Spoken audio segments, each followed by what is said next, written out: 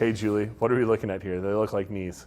They are knees. What we're looking at on this one is an uncemented tibial implant.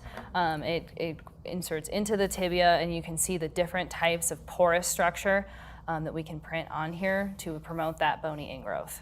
These implants are conventionally manufactured using forging or casting. How are we producing them now? So with primary large joint, it's always been difficult to produce a commercially cost-effective device at the level of productivity that we need to compete with castings.